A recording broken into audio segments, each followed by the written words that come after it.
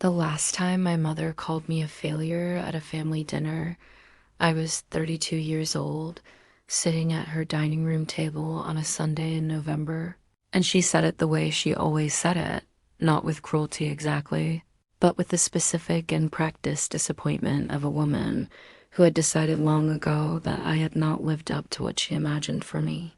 She said, "Ryan, I just don't understand why you keep chasing this tech thing when you could have a real career." My uncle nodded. My aunt looked at her plate. My younger brother, Kevin, who had a law degree and a downtown office and a parking spot with his name on a sign, said nothing because Kevin never had to say anything. Kevin was the answer to the question my mother was always asking, and I was the question she could not stop asking out loud. What my mother did not know, what no one at that table knew, was that 3 weeks earlier, the company I had been quietly building for 4 years had closed a Series B funding round.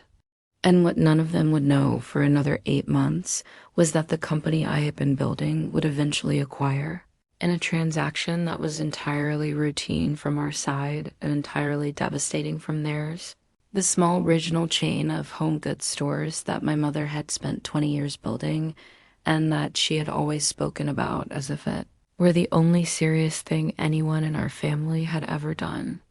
The acquisition offer came from our expansion team. I did not orchestrate it. I did not plan it. I did not need to. Sometimes life arranges the most precise consequences without any help at all. And when it does, the most powerful thing you can do is simply be ready. My name is Ryan Cho. I am 38 now. I live in Austin, Texas with my wife, Priya, and our daughter, who is 3 years old and has my stubbornness and her mother's laugh and no idea yet that any of this ever happened.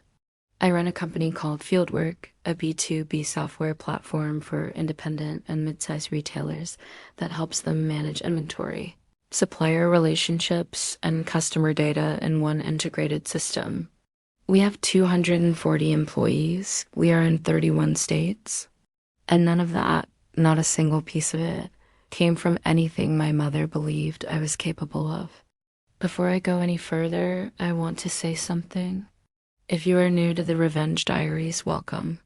Please subscribe and like this video if you enjoy stories about real people and real consequences on the long, winding, sometimes infuriating road to something that actually feels like justice. And tell me, where are you watching from right now? Drop your city in the comments. I check them every week, and I love knowing where people are listening from. Now let me take you back to the beginning. Because to understand what happened with my mother, you have to understand who she was. And who she was, in the most accurate and honest way I can describe it, was a woman who had worked extraordinarily hard for everything she had and who had developed, as a result of that hard work, a very narrow definition of what hard work was supposed to look like. Her name is Carol Cho. She is 63 now. She opened her first store, a home goods and kitchenware shop called Hearth, in Cincinnati, Ohio, when she was 31, 2 years after my father left. She did it with savings, a small business loan, and a kind of focused intensity that I have come to genuinely admire even through everything that happened between us. She built it slowly and carefully. She opened a second location when I was 12, a third when I was 17. By the time I was in college, Hearth had 4 locations and a loyal regional customer base, and my mother had become, in the small world of Cincinnati retail, a person of real consequence. She was profiled in the local business journal. She was asked to speak at Chamber of Commerce events. She wore that success the way some people wear a coat, not for warmth, but to let everyone know they own one. The problem was what she did with that success inside our family. She had worked for everything she had, and she believed, with the unshakable conviction of someone who had never had it any other way, that the only valid path to anything worth having was the one that looked like hers, visible, brick and mortar, something you could point to and say, "That is mine. My brother Kevin's law career fit this definition." It had an office and a nameplate and a salary that could be mentioned at dinner without qualification. What I was doing did not fit this definition. What I was doing, and my mother's understanding of it, was sitting in front of a computer working on something that did not yet exist for money that had not yet arrived. I had been interested in software since high school. I studied computer science at Ohio State. I took a job at a mid-sized tech company in Columbus after graduation, worked there for 3 years, saved aggressively, and then left to start building what would eventually become fieldwork. In the beginning, fieldwork was me and two other people in a rented office space that smelled faintly of the print shop it had previously been. We were building a prototype, chasing early customers, surviving on the specific combination of conviction and caffeine that characterizes everyone in that particular stage of building a company. During those years, the family dinners were a recurring trial. My mother asked at everyone some version of the same question: how is the startup going? And no matter what I said, we had signed a new customer, we had hired our first employee, we had reached a revenue milestone. She found a way to reframe it as insufficient. But when will it be a real business? She asked once, but what do you actually do all day? She asked another time. And once, memorably at Thanksgiving, with 12 people at the table, she said, Ryan is still trying to get his computer thing off the ground, in the tone of voice usually reserved for describing a minor ongoing household inconvenience. Kevin, to his credit, never piled on. Kevin was not an unkind person. He was simply the standard I was measured against, which was not his fault, and he and I had a relationship that was careful and cordial and real in its own limited way. He once in private said to me, she's proud of what she built and she doesn't know how to talk about things she doesn't understand. And I said, I know, and we left it there. Because Kevin was right, and because being right about it did not make the dinners any easier to sit through.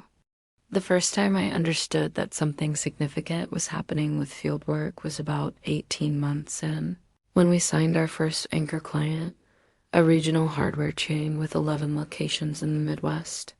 They had found us through a referral, and they needed exactly what we had built. And when the contract was signed, I drove home and sat in my car in the parking lot of my apartment complex and called my mother. I told her we had signed our biggest client yet, a chain with 11 stores across 3 states. She said, that's nice, Ryan. Is it paying you a salary yet? I said yes. She said, well, that's a start. And I sat in my car for another 15 minutes after we hung up, listening to the engine click as it cooled. And I made a decision that night that I think was one of the most important decisions I ever made. I decided to stop telling her things.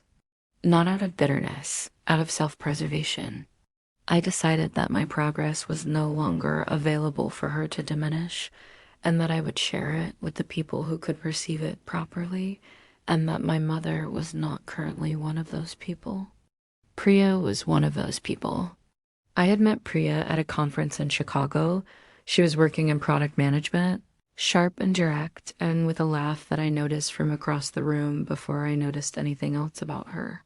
We had been together for 2 years by the time the Series A closed, and she had been there for all of it, the 17-hour days, the moments when the whole thing looked like it might not work, the specific quality of silence at 2 a.m. when you were staring at financial projections and wondering if you have made a catastrophic mistake. She was steady in a way that matched my restlessness. And when the Series A closed, she hugged me in our kitchen and said, I knew, I always knew, and I believed her. I had always believed her. The Series B was 18 months after that. By that point, Fieldwork had 40 employees, customers in 19 states, and a product that had been recognized in 2 separate industry publications as a leading solution for mid-size independent retailers. We were growing faster than our projections. We had built something real. And I had told my mother almost none of it because I had learned by then that her response to my good news was a specific kind of diminishment that I did not have the energy to manage anymore, and that protecting my momentum from her skepticism was simply part of the job. The November dinner where she called me a failure was 3 weeks after the Series B closed.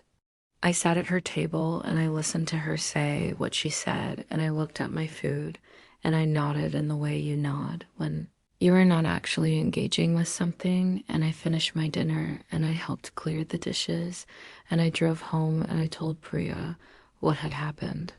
Priya said, without looking up from her book, "She understand eventually." I said, "I know," and we went to sleep. Now, here is where I need to tell you about Hearth. Because Hearth, which my mother had built to 7 locations by this point, was struggling in ways that she was not yet publicly acknowledging. The retail landscape had changed faster than her model had adapted. Online competition had eroded foot traffic at several of her locations. Her inventory management system was outdated, a patchwork of spreadsheets and an old point-of-sale system that her staff had learned to work around rather than with. Her supplier relationships were managed through a system of personal relationships and handwritten notes that worked because she was Carol Cho, and Carol Cho knew everyone, but that had no redundancy and no scalability. She had built something real, and she had built it with her hands and her reputation, and the technology infrastructure underneath it had not kept pace with the business above it. I did not know any of this specifically at the time.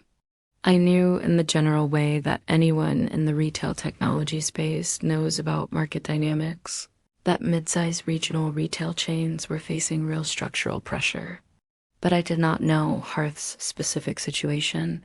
I was not watching it. I was building field work. Our expansion team, led by a woman named Diana Chen, who had been with us since year 2 and who had the specific combination of strategic instincts and relentless follow-through that made her the best person I had ever worked with, had developed a regional acquisition strategy for chains that fit a specific profile.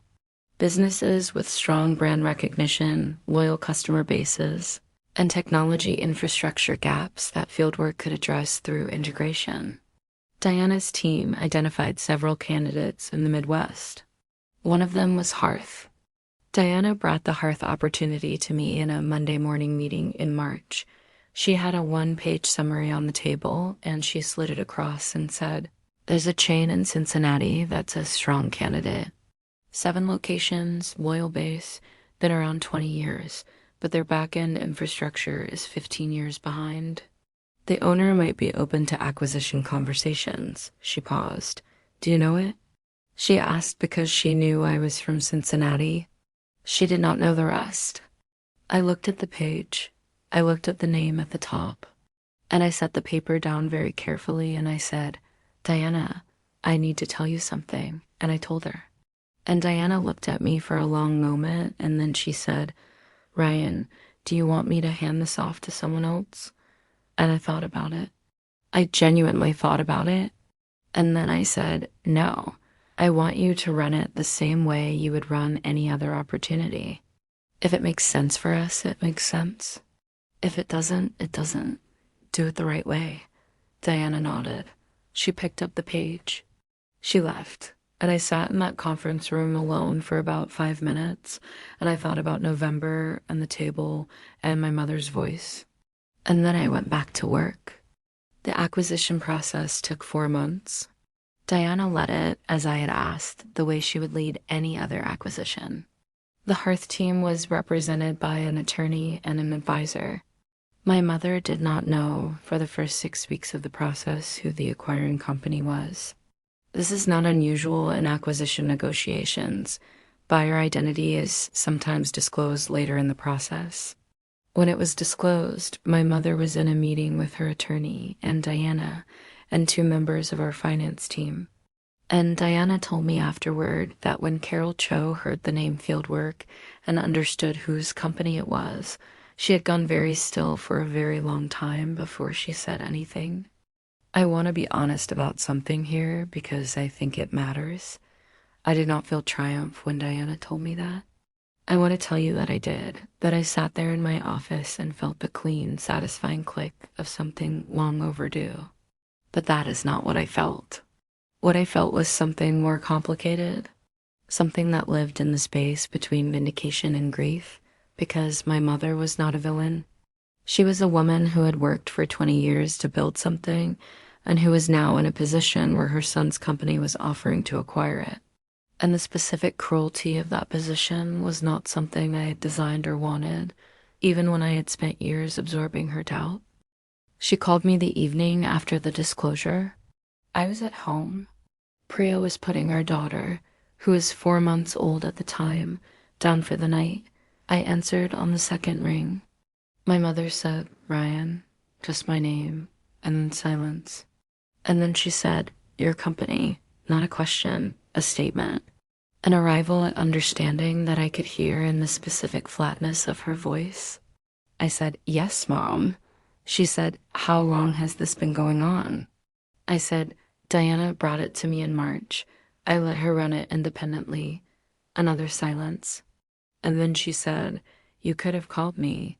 And I said very quietly, "Mom, I tried to call you for 4 years." And the silence after that was different from all the previous ones. The acquisition was completed 2 months later. The terms were fair.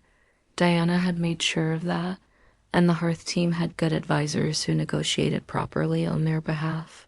My mother received a fair price for what she had built. Hearth continued operating under its own name as a subsidiary. The staff kept their jobs. The stores stayed open. From the outside, almost nothing visible changed. From the inside, everything had. My mother and I had lunch together 6 weeks after the acquisition closed. Just the two of us at a restaurant near her house on a Wednesday afternoon. She was already at the table when I arrived, and she had ordered water for both of us. And she looked older than I remembered her looking at Thanksgiving, even though it had only been a few months. She looked like a woman who had been through something significant and was still in the process of understanding what it meant. She said, "I want to say something, and I want to say it right." I waited. She looked at the table for a moment, and then she looked at me and she said, "I was wrong about what you were building, and I said things that I should not have said. And I don't know if sorry covers it, but I am saying it because it is the truth and because you deserve to hear it from me directly." I looked at my mother. I thought about all of it. The dinners, the voice, the nod at Thanksgiving, the car in the parking lot after the hardware chain contract, the specific loneliness of building something significant in silence because the person whose approval you instinctively seek has made it clear they cannot hold it properly. And I said, "I know you worked for everything you have, Mom. I know that's where it came from." She nodded. She did not cry. My mother does not cry easily, and this moment was too important for either of us to perform. She said, "I should have asked more questions. I should have tried to understand it." I said, "Yeah," and we left it there for a while. And then we ordered lunch. And we talked about my daughter, her granddaughter, who had smiled at her the previous Sunday in a way that had apparently rearranged something inside my mother that 2 decades of family dinners never had. Pause here for a second because I want to ask you something. If you had been in my position, years of being dismissed, of building something real in silence, of sitting through dinners where the thing you were most proud of was casually minimized, what would you have done when Diana slid that paper across the table? Would you have taken yourself out of the process? Pushed it forward? Made a different call entirely? Drop it in the comments. I am genuinely curious. And if this story is hitting somewhere familiar for you, if you know what it is like to be the one in the family who is told over and over that what you are doing is not enough, I see you. And I want you to keep going. My mother retired from the day-to-day operations of Hearth about a year after the acquisition. She did it on her own timeline, which was the right way for it to happen. She consulted with Diana's team during the transition, and she was, by all accounts, exactly as competent and specific and organized as you would expect a woman who had built 7. successful retail locations over 20 years to be. She trained the incoming management team with the thoroughness of someone who understood that the quality of the handoff is the last thing you control, and she controlled it completely. She and I have dinner now, not every Sunday, not with the whole family, but one-on-one about once a month. We talk about business, about Priya, about my daughter, about what she is doing in retirement, a pottery class, a garden that has gotten genuinely impressive, a trip to South Korea that she and her sister are planning for next spring. We talk like two people who have both decided that honesty arrived at late is still worth something. We do not pretend that the years of dinners did not happen. We do not retell them into something more comfortable. But we also do not live there. And I think that is the specific and difficult work of any relationship that has been through something real. You have to decide consciously and repeatedly not to make your current connection pay for what the past one cost you. Kevin called me about a month after the acquisition was announced. He said, "I need you to know that I always believed in what you were building." I said, "Kevin." He said, "I know." I should have said it louder. I said, "Yeah, but I know." And that was the end of it. And also the beginning of something between my brother and me that has been more honest since that phone call than it was for most of our adult lives. I want to tell you what I have learned, because I have been thinking about this story for a long time, not obsessively, not with bitterness, but with the specific thoughtfulness of someone who is trying to extract something useful from something that was painful. And here is what I have come to. The most damaging thing about sustained dismissal from someone you love is not what it does to your confidence. It is what it does to your honesty. When someone consistently receives your progress as insufficient, you stop sharing your progress. And when you stop sharing it, you start carrying it alone. And carrying it alone has a weight that does not show up in any specific moment, but accumulates over time into a kind of isolation that goes much deeper than loneliness. Because you are not lonely for people, you have people. You are lonely for the specific experience of being genuinely seen by the person whose sight matters most to you. Building fieldwork and partial isolation from my mother's understanding was something I did because I had to. And it worked, and I'm proud of what we built. But I want to be honest about the cost of it. There were milestones I celebrated in parking lots because I had decided the phone call was not worth the disappointment. There were moments that deserved witnesses and went unwitnessed because I had pulled back the thing that would have created a witness. That cost was real. It was worth paying. But it was real. And I do not want to tell this story as if the acquisition made everything equal, because it did not. What it did was create an opening, a moment in which the truth about what I had built could no longer be managed or reframed or held at a comfortable distance. Sometimes the most important thing a consequence does is make the truth undeniable. And that is what this one did. My daughter is going to grow up knowing that her father built something. She is going to grow up knowing that her grandmother built something too. And she is going to grow up watching two people who had a difficult and complicated history choosing, carefully and consciously, to be honest with each other across a lunch table once a month. I do not know what she will take from that, but I think it is the right thing for her to see. I think the most powerful inheritance you can give someone is the demonstration that repair is possible, that the people who disappointed you can surprise you, that the distance between where you started and where you ended up does not have to be a wound you carry forever. It can be, if you let it, the story of how you found your way through. And here is what I will leave you with. If you are building something right now that someone close to you does not understand, does not believe in, does not take seriously, I want you to hear this. Their inability to see it does not make it invisible. Their doubt is not data. Their dismissal is not a verdict. The thing you are building is real if you are building it with real intention and real effort and real honesty. And the most devastating response to being told you are not enough is to become quietly and specifically and without permission from anyone exactly what you always knew you were capable of. Not to prove them wrong, not to make them feel the weight of it, though sometimes that happens naturally without anyone engineering it, but because the life you are building is yours, and it is worth building fully, regardless of who is watching. I will see you in the next one. And if this story meant something to you, if it gave you something to think about, or reminded you of something you needed to remember, please like this video, subscribe to the Revenge Diaries, and share it with someone who might need to hear it today. There is someone in your life right now who is building something in silence. This one is for them, and maybe if you send it to them, it will be the thing that helps them keep going.